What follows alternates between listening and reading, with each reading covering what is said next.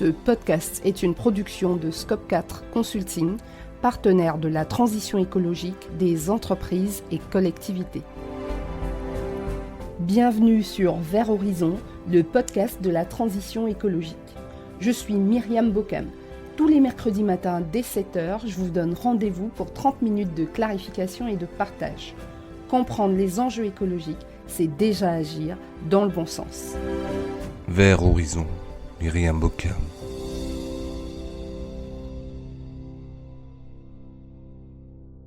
Bonjour à tous et bienvenue dans ce nouvel épisode de Vert Horizon. Aujourd'hui, nous poursuivons notre série d'épisodes sur la CSRD ou rapport de durabilité. Rappelons que la directive CSRD est une directive européenne importante dans le domaine du reporting de durabilité des entreprises. Voici quelques points clés déjà évoqués à son sujet. Premièrement, son objectif. Elle vise à améliorer et standardiser les rapports de durabilité des entreprises de l'Union européenne. Son champ d'application. Elle s'applique à un plus grand nombre d'entreprises que sa prédécesseur, la NFRD ou Non-Financial Reporting Directive. Cette dernière imposait la DPEF ou déclaration de performance extra-financière. Son contenu. La CSRD exige des rapports plus détaillés sur les impacts environnementaux, sociaux et de gouvernance des entreprises. La spécificité de cette réglementation est la double matérialité. En effet, la directive CSRD introduit ce concept, considérant à la fois l'impact de l'environnement sur l'entreprise et l'impact de l'entreprise sur l'environnement et la société. En quoi consistent les standards de la CSRD ? Elle prévoit l'utilisation de standards européens de reporting de durabilité ou ESRS. Ces standards sont censés assurer la comparabilité des informations recueillies. Comment sont vérifiées ces informations ? En effet, des commissaires aux comptes pourront vérifier de manière neutre les informations de durabilité rapportées par les entreprises.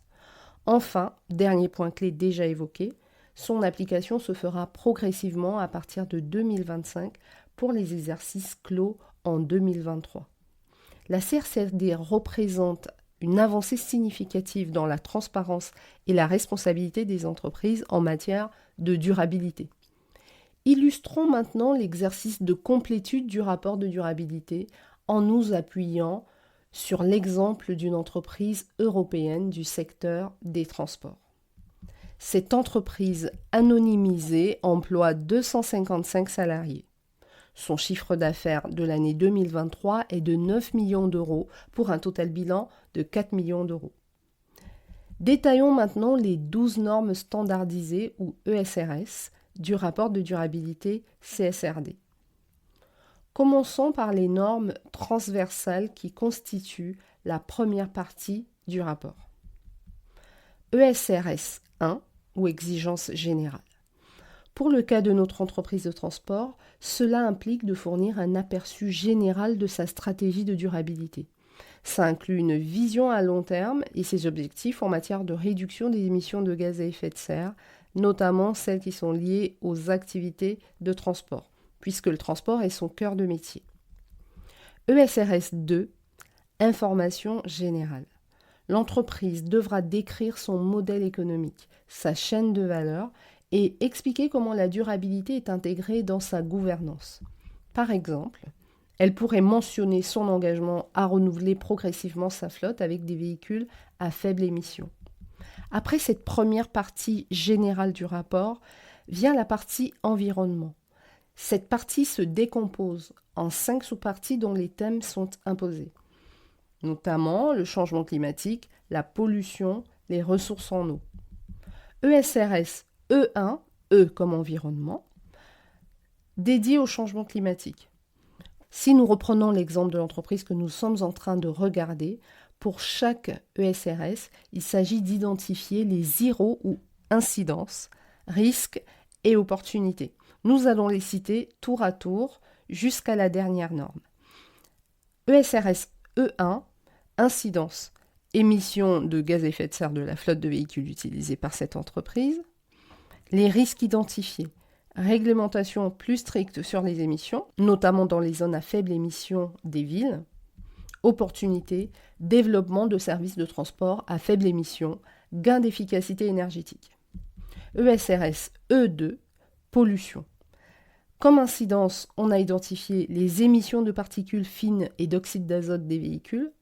En risque, durcissement des normes sur la qualité de l'air dans les zones urbaines. En opportunité, l'adoption de technologies de filtration avancées. Développement de services de livraison verte, par exemple. On sait que les consommateurs sont friands de ce genre de nouveaux services. ESRS E3, les ressources hydriques et marines. Comme incidence, nous avons identifié la consommation d'eau pour le nettoyage des véhicules, le risque de pollution des eaux en cas d'accident. En risque, la raréfaction de l'eau dans certaines régions. En opportunité, une mise en place de systèmes de recyclage d'eau pour le nettoyage des véhicules. ESRS E4, la biodiversité et les écosystèmes. Incidence, fragmentation des habitats dus aux infrastructures de transport. Risque, restriction sur les routes traversant des zones sensibles.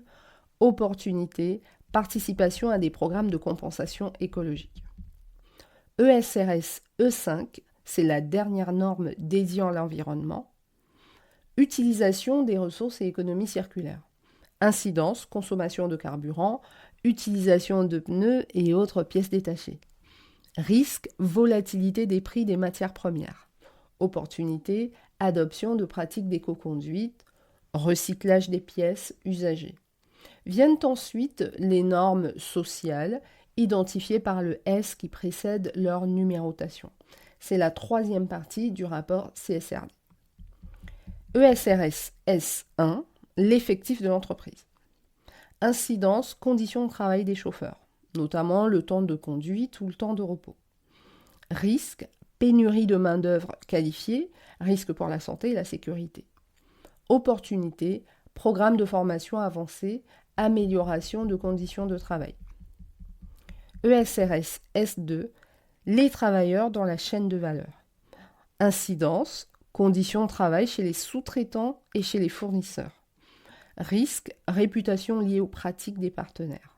Opportunité, développement des partenariats durables, amélioration des standards dans le secteur. ESRS S3, communauté affectée. Incidence, bruit et congestion dans les zones urbaines desservies. Risque, opposition locale à l'expansion des activités. Opportunité, engagement communautaire, programme de livraison silencieuse. ESRS S4, consommateurs et utilisateurs finaux. Incidence identifiée, qualité et fiabilité du service de transport. Risque, insatisfaction des clients due au retard ou dommages. Opportunité, développement de services à valeur ajoutée, notamment amélioration de l'expérience client.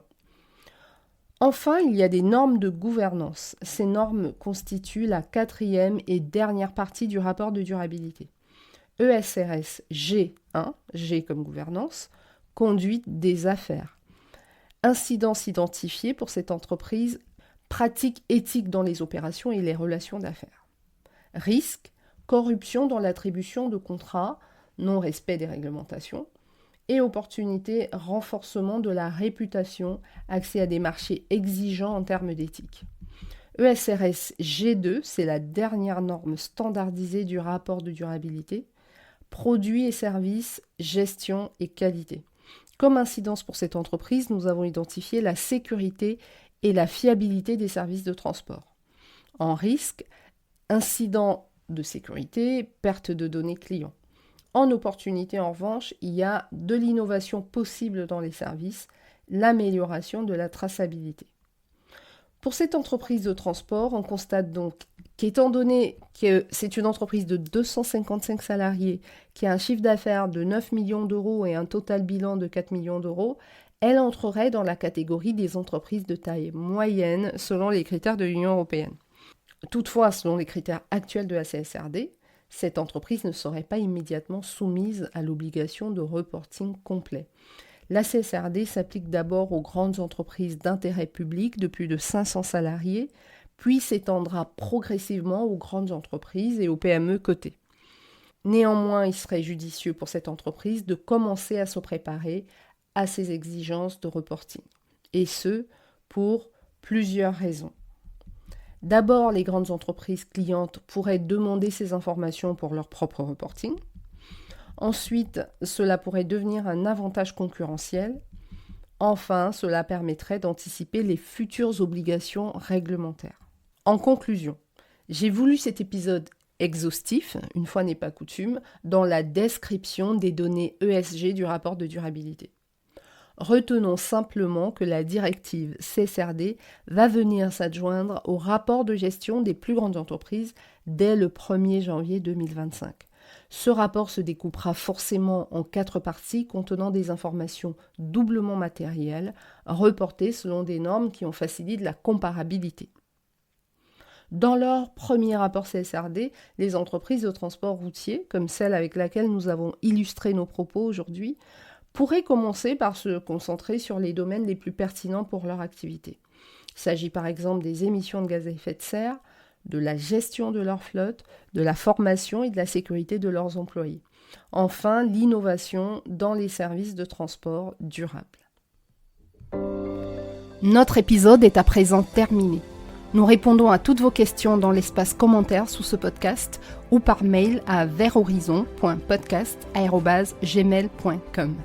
Si cet épisode vous a plu, n'hésitez pas à lui donner 5 étoiles et à vous abonner gratuitement sur votre plateforme préférée. Vous pouvez également rejoindre notre communauté Vers Horizon Podcast sur tous les réseaux, Facebook, TikTok, Instagram ou sur notre chaîne YouTube. Enfin, vous pouvez vous abonner à notre newsletter sur le site internet du podcast www.vers-horizon.net. Voilà pour aujourd'hui, on se retrouve mercredi prochain. D'ici là, prenez soin de vous et de votre environnement.